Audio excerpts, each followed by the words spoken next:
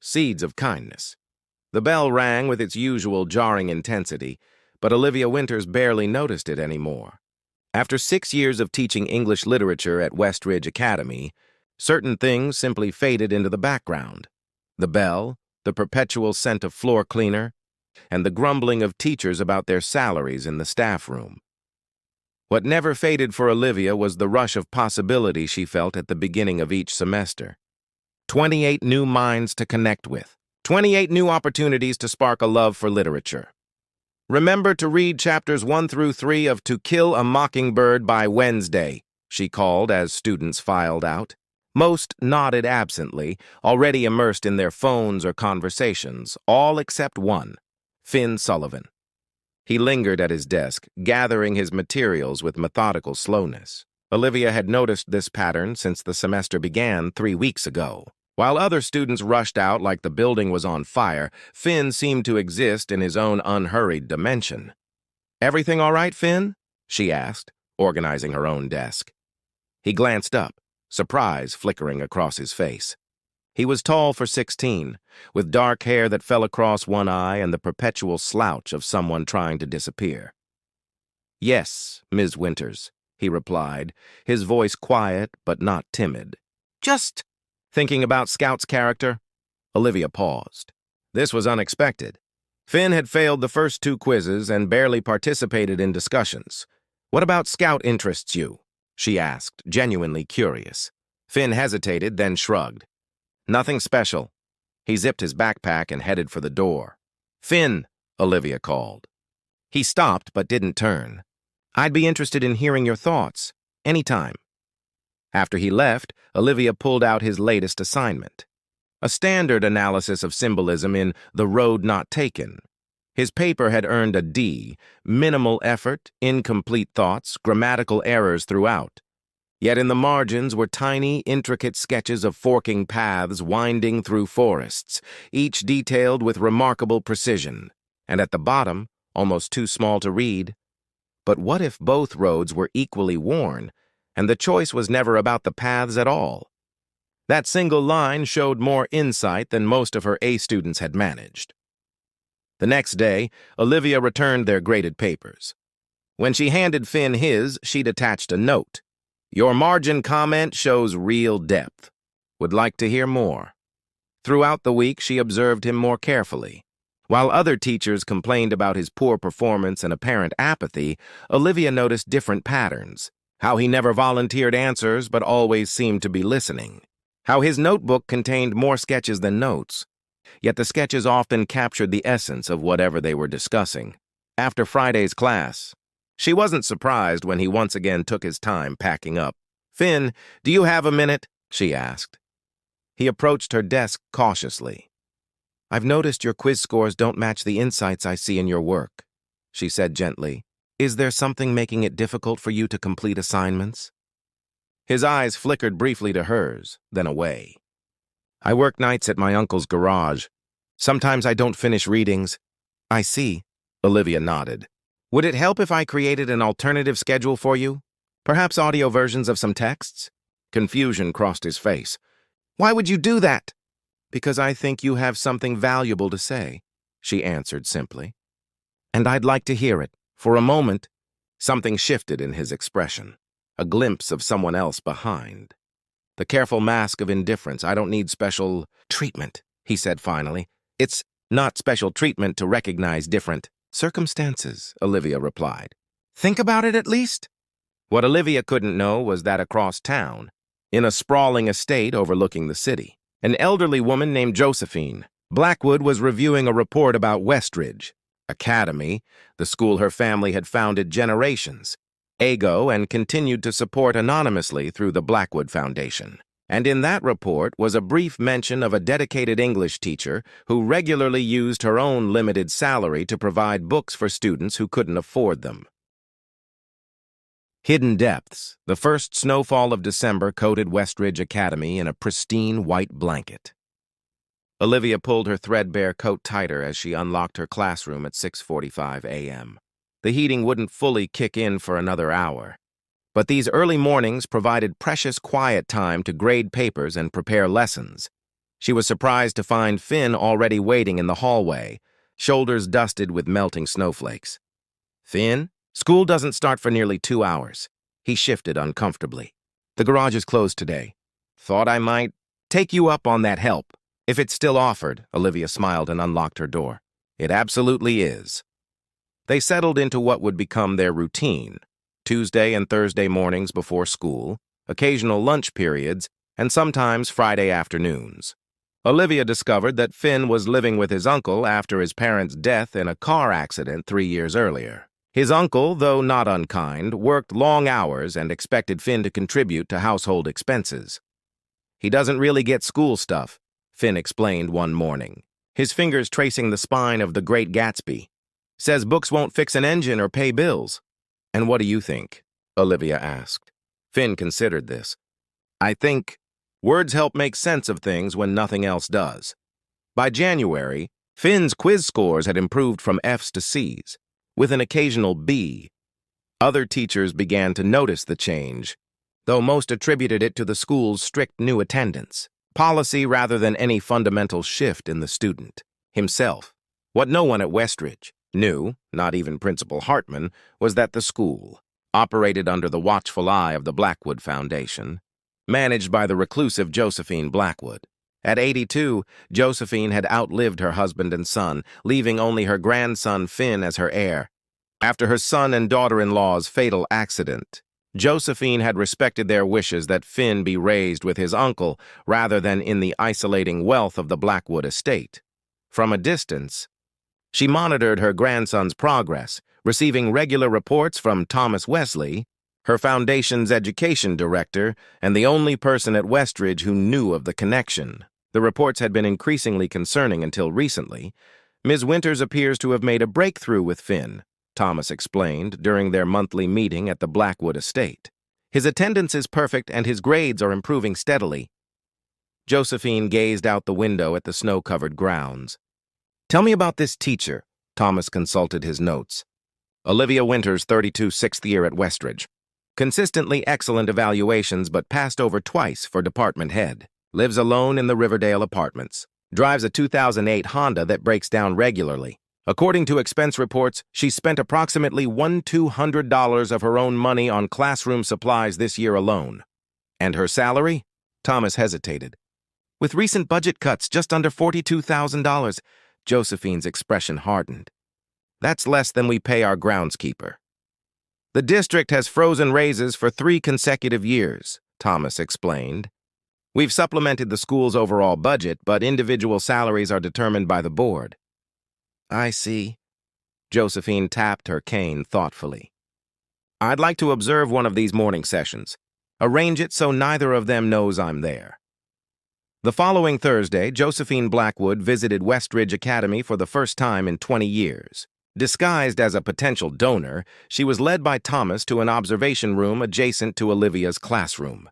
Through the one-way glass, she watched her grandson, so, like his father in profile, engaged in animated discussion with a young woman whose enthusiasm seemed to transcend the early hour and cold. Classroom. "So Daisy's voice is full of money. Not just because she's wealthy," Finn was saying, "but because everything about her represents something Gatsby can never truly have. Not just her, but what she stands for." "Excellent observation," Olivia responded, her face lighting up. "And how does that connect to the green light?" Josephine watched as her usually withdrawn grandson leaned forward, sketching something on a paper between them. The teacher didn't correct his drawing or redirect him to text. Instead, she seemed to understand that this was how he processed information. "Ms. Winters took a literature degree from Columbia," Thomas whispered. "Graduated with honors. Could have gone into publishing or law, but chose teaching." Josephine murmured, watching as Olivia pulled a worn paperback from her bag and handed it to Finn. "This reminded me of what you said about words making sense of things," Olivia was saying. "It's not on the curriculum, but I thought you might connect with it." Finn accepted the book, The Perks of Being a Wallflower, with careful hands. "Thank you," he said quietly.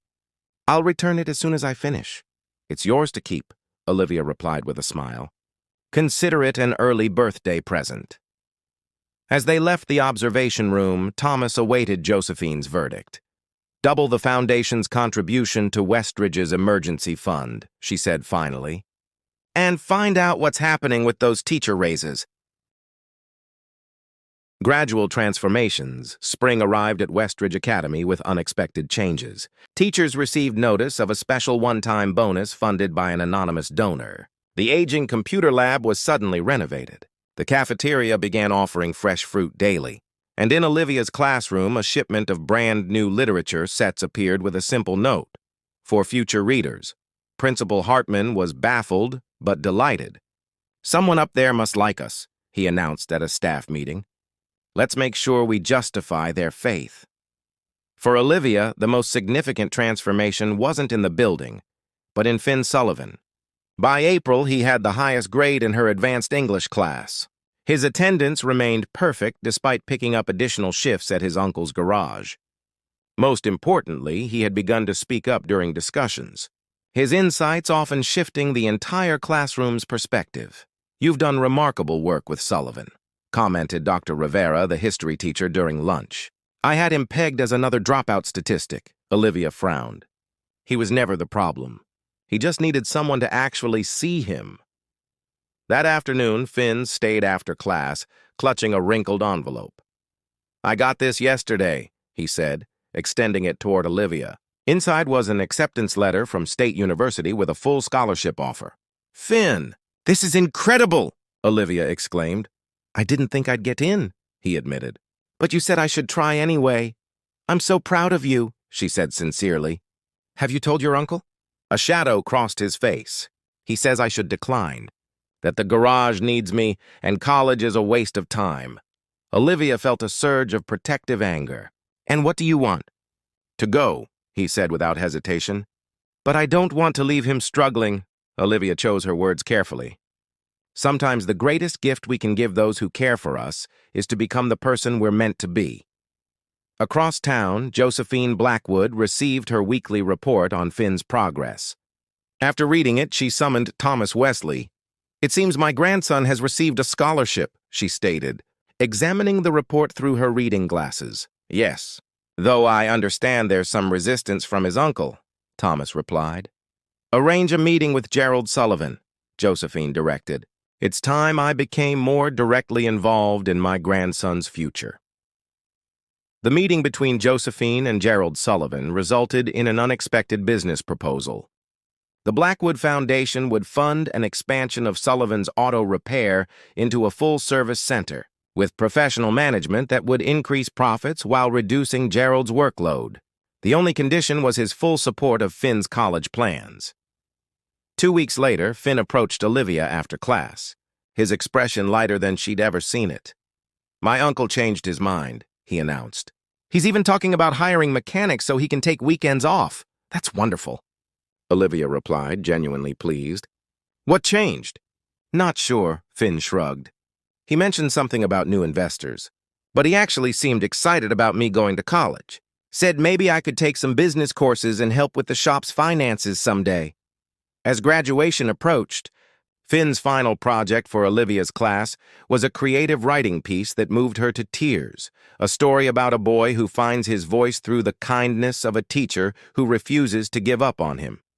The parallels weren't subtle, but the writing was exquisite, revealing a talent that had been dormant for too long. After reading it, Olivia found a private moment to share her thoughts. "This piece is publication-worthy, Finn. Have you considered pursuing writing in college?" For the first time, he didn't deflect the praise. "I've registered for the creative writing track," he admitted. "Because of you." "No," Olivia shook her head. "Because of you. I just helped clear some obstacles." On graduation day, Olivia watched with undisguised pride as Finn accepted his diploma. From her seat in the audience, Josephine Blackwood observed both of them, her mind already formulating plans for the future. Years apart, 5 years passed in divergent paths. For Olivia, they brought increasing struggles at Westridge Academy. State budget cuts, eliminated arts programs, and reduced staff. Her classroom's ceiling leaked during rainstorms. The mysterious benefactor who had briefly showered the school with resources seemed to have vanished, and rumors of Westridge's potential closure circulated with growing frequency. Still, she persisted. Each semester brought new students who needed her, though none had quite captured her heart like Finn Sullivan. He had written regularly during his first year at university, enthusiastic emails about literature professors and new friends, but the messages gradually tapered off, as she knew they would. Young people moved forward. It was the natural order of things. On a particularly discouraging Tuesday, Principal Hartman called Olivia into his office. "I've been asked to reduce English department staff by one position," he said apologetically. "With enrollment declining, the board is insisting on cuts." Olivia felt her stomach drop. "And as the most recent hire, I'm the obvious choice." Hartman looked pained. "You're actually our most effective teacher according to student outcomes. But Donna Lewis has tenure and 3 years on you." "I understand," Olivia said quietly, though her mind was racing through practical concerns: rent, student loans, her mother's medical bills. "You have until the end of the semester," Hartman added. "I'll write glowing recommendations." That evening, Olivia sat at her kitchen table surrounded by job listings. Teaching positions were scarce, and most paid even less than her current salary. After midnight, she reluctantly opened listings for corporate communication roles, soulless but better-paying work that would at least keep her afloat. Meanwhile, in a gleaming office overlooking the city's financial district, Finn Sullivan reviewed documents bearing the Blackwood Foundation letterhead. At 23, he carried himself with quiet confidence, though close observers might still notice traces of the shy teenager he had once been. "These allocation proposals need your final approval, Mr. Sullivan," said his assistant, Priya, placing another folder before him. "Thank you," Finn replied, glancing at his watch. "And my grandmother? Mrs. Blackwood is expecting you for dinner at 7. She mentioned she has important matters to discuss." The revelation of his true heritage had come during his sophomore year of college. His grandmother had finally disclosed not only her identity but also her role as his anonymous benefactor throughout his life. The shock had given way to complicated emotions, gratitude, confusion, and a sense of unworthiness that took years of her patient guidance to overcome. Now, as the heir apparent to the Blackwood Foundation, Finn was learning to navigate his dual identity. His education had expanded beyond literature to include finance, philanthropy, and social entrepreneurship. Yet he still carried a worn copy of The Perks of Being a Wallflower in his briefcase, a reminder of the teacher who had seen his potential when no one else bothered to look. "I've made a decision," Josephine announced over dinner in her stately dining room. At 87, she remained sharp-minded despite her physical frailty. "It's time for you to take over as director of the Education Initiative." Finn set down his fork. "Are you certain?" "That's your most personal project. Precisely why it should pass to you," she replied. "You understand its importance in ways others cannot." Later that evening, Josephine handed Finn a familiar file. "Westridge Academy's situation has become critical. The district is considering closure." Finn felt a pang of alarm. "What about the teachers?" "Reassignment if they're lucky. Unemployment if they're not." Josephine watched him carefully. "Including Olivia Winters, who I understand has already been notified her position will be eliminated." Finn's expression tightened. "Why didn't you tell me sooner?" "Because I needed to be certain you would make decisions with your head as well as your heart," Josephine replied. "The foundation cannot save every struggling school. But now I'm asking, what would you do about Westridge?" Finn was silent for a long moment, memories washing over him, early mornings in a cold classroom. The first time he'd felt truly seen, the moment he realized he had a future beyond his circumstances. "I'd save it," he said finally, "but not just with money. That's a temporary solution to a systemic problem." Josephine smiled. "Then perhaps it's time for the Blackwood Educational Trust to emerge from the shadows and implement the initiative you've been designing." Full circle. A persistent knock drew Olivia's attention from the cardboard box she was filling with classroom mementos. 2 weeks remained in the semester, after which Westridge Academy would likely close its doors permanently. The district meeting yesterday had removed all doubt. Declining enrollment, insufficient funding, and an aging facility had sealed the school's fate. "Come in," she called, expecting a student. Instead, a tall man in a charcoal suit entered, vaguely familiar yet impossible to place. "Miss Winters," he said, and the voice connected instantly to memories from years past. "Finn?" She stood, hardly believing it. "Finn Sullivan?" He smiled, the same gentle expression she remembered now on a more confident face. "It's been a while." "5 years," she corrected automatically, then laughed. "I'm sorry, teacher habit." "It's wonderful to see you. Are you back in town visiting your uncle?" "Actually, I'm here on business." He glanced at the half-packed box. "Bad timing, it seems." Olivia's smile faltered. "Westridge is closing. Budget cuts, declining enrollment, the usual story in public education." "That's actually why I'm here." Finn placed his briefcase on a student desk. "I'd like to discuss a proposition with you, if you have time." "I have nothing but time," she replied wryly. "My job search has been challenging." Finn's expression grew serious. "What if you didn't have to search? What if you could continue teaching, but with resources, support, and a salary that reflects your value?" Olivia tilted her head. "That sounds like a fantasy in today's educational climate." "Not necessarily." Finn opened his briefcase and removed a folder embossed with a logo she didn't recognize. "Are you familiar with the Blackwood Foundation?" "Vaguely." "They've donated to schools throughout the district." "They've done more than that," Finn explained. "The foundation has been Westridge's primary anonymous benefactor for generations. And now we're establishing the Blackwood Educational Trust, a new initiative to transform struggling schools rather than simply sustaining them." Olivia studied him with growing confusion. "We?" Finn took a deep breath.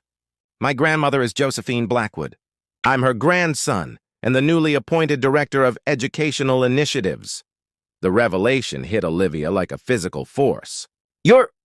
"But you lived with your uncle. You worked at his garage. It's complicated," Finn admitted. "My parents wanted me to have a normal childhood, away from wealth and privilege. After they died, my grandmother honored that wish while watching over me from a distance." "All those improvements a few years ago," Olivia realized. "The bonuses, the new books." Finn nodded. "My grandmother observed one of our morning sessions. Your influence on me? It affected her deeply." Olivia sank into her chair, processing the implications. "So now you've come to save Westridge?" "Not just Westridge. We're developing a model we hope to replicate, starting with teacher empowerment programs, community integration, and technological infrastructure."